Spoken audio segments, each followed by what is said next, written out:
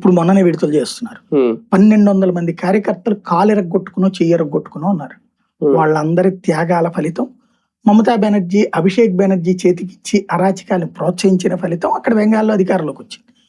కాంగ్రెస్, కమ్యూనిస్టులు వాళ్ళతో కుమ్మక్కై చేసిన రాజకీయం ప్లస్ ఐఎన్డీఏలో భాగస్వాములు కావడం, అక్కడ వరకు విడివిడిగా పోటీ చేయడం నచ్చలేదు జనానికి. అపోజిషన్ ఒక బీజేపీ కనిపించింది. లేకపోతే కనుక ట్రయాంగులర్ ఫైట్ నలుగురు మధ్యన పోటీలో ఉండుండే. కాబట్టి బెంగాల్ విజయం అనేటటువంటిది Hindutva polarization because of Congress, because of Mamata Banerjee, because of communist.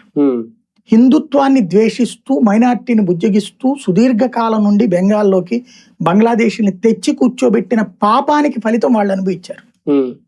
అలాంటి సందర్భంలో మనకి ఇబ్బంది జరుగుతున్నా, తన్నులు తింటున్నా సరే వాళ్ళు అట్లా ఉండటం కరెక్ట్ కాదు అని వాదిస్తూ వచ్చినటువంటి పుణ్యం ఇవాళ భారతీయ జనతా పార్టీ అధికారంలోకి తెచ్చింది.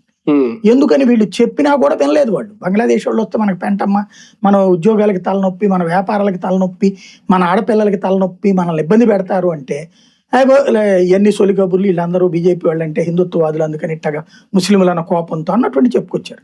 కానీ ఆ తర్వాత వాళ్ళు వచ్చి కూర్చున్నాక, నీ కొంప పక్కకు వచ్చి కూర్చున్నాక, నీకు జరిగిన అవమానాలు అన్యాయాలు చూశాక, ఆ టైంలో పోలీసుల దగ్గర నుంచి ప్రభుత్వ యంత్రాంగం అంతా వాళ్ళకి ఫేవరబుల్గా ఉండి హిందువులను అవమానించిన తర్వాత హిందూ పండగలు చేసుకునివ్వని బక్రీద్ రోజున లేకపోతే కనుక రంజాన్ రోజున కార్యక్రమాల్లో హిందువులకు సంబంధించినటువంటి ఉత్సవాలు కూడా ఆపిచ్చేశారు, కాళీమాత ఉత్సవాలు కూడా.